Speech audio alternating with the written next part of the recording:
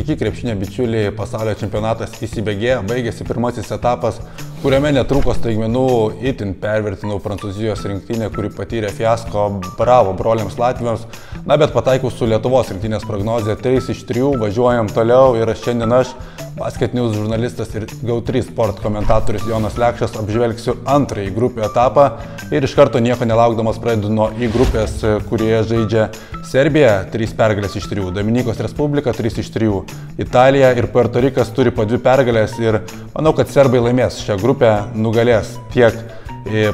Italus, tiek ir Dominikos Respublika ir iškovos visas 5 pergalės, užims pirmą vietą grupėje. Antroje vietoje prognozuočiau, kad Dominikos Respublika vis dėlto liks čia. Jų buvo kertinė pergalė prieš Italiją, kurie mane labai nuvylė ir grupė etape neatrodo žaidžiantis gražų krepšinį. Taip, jie gali mesti vienose rungtynės iššūkį net ir tiems patiems serbams, bet serbai palieka didelį įspūdį,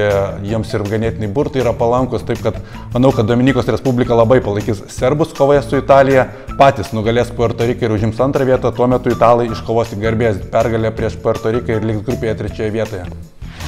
Keliamės į J grupę, mums pačią svarbiausia, čia žaidžia ir Lietuva, kuri, kaip jau minėjau, turi 3 pergalės, taip pat 3 pergalės šiame tame turi jau ir amerikiečiai, po 2 laimėjimus turi Juodkalnyje su Graikija ir Lietuvai laukia naujas finalas, nauja diena, penktadienį Lietuva Graikija ir čia spręsis veikiausiai kito kelialapio likimas,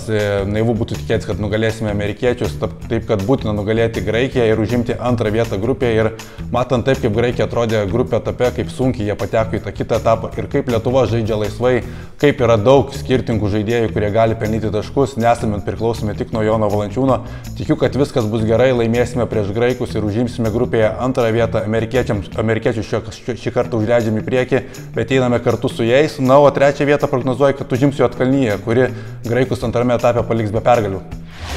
Kai grupė, į kurią atvyksta Australija, Vokietija, Slovėnija ir Sakartvelas, Slovėnija su Vokietija yra be pralaimėjimų, vokiečiai apskritai atrodo kaip vieni pagrindinių pretendentų iškovoti auksą, didelę nuostabą kelia jų žaidimas, iš tikrųjų buvo galima to tikėtis, bet šiemet dar prisijungus Maricui Wagneriui dar atrodo išplėstesnė ta sudėtis, Francas Wagneris turėtų būti pasveikęs ant grupė etapo ir manau, kad jie nugalės ne tik Sakartvelą, bet ir Luką Dončičiaus vedamą Slovėniją, na, o kertinė dvikova dėl antrojo bilieto bus tarp Australijos, kuris dramatiškai pralaimėjo Vokietijai ir Slovėnijos, kuris stringa, Luka Dončičiui atrodo trūksta pagalbos, galbūt jis surinks ir 3 dublį, ar tai prieš Vokietiją, ar tai prieš Australiją, bet manau, kad to bus negana, Australija vis dėlto turi žymiai daugiau talento perimetre, daugiau pagalbininkų ir manau, kad Slovėnija liks be atkrintamųjų, užims 3 vietą, Sakartvelas 4, Australija 2, Vokietija 1. Paskutinė 4 L grupė, kurioje varžysis Kanada, broliai Latvijai, Ispanija ir Brazilija. Smagi grupė, čia turėjo būti ir Prancūzija, vietoj Latvijos taip nenutinka, broliai Latvijai be Dairio Berto nejaučia žais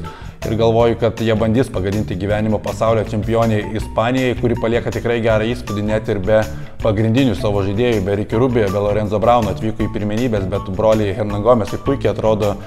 jaunasis Nunezas, tikrai labai neblogai vadovauja komandai, bet bus įdomu stebėti, kaip jiems seksis žaisti aukštesnėme lygyje, žaisti prieš Latviją, prieš Kanadą ir penktadienį, manau, laukia kertinis mūšis dėl antrojo bilieto į ketvirtfinalį, būtent tarp Latvijos ir Ispanijos. Kaip be būtų, manau, kad ispanų patirtis turėtų čia suveikti su Latvijais, vis dėlto broliukai išsitaškė mače su Prancūzija ir gali jiems pritrūkti jėgų, šiek tiek trūksta jiems ir talento, žinoma, Kristofo Porzingio buvimas visai kitaip keistų šitą vaizdą, taip kad prognozuoju, kad kanadiečiai nugalės tiek brazilus, tiek ir ispanus ir užims pirmą vietą grupėje, ispanai laimės kertinę dvikovą prieš Latviją ir žengs iš 2 vietos į ketvirtfinalį, na, o 3 vietą atiduokime latviams, tikiu, kad jie turnyrą uždarys pergalę prieš Braziliją.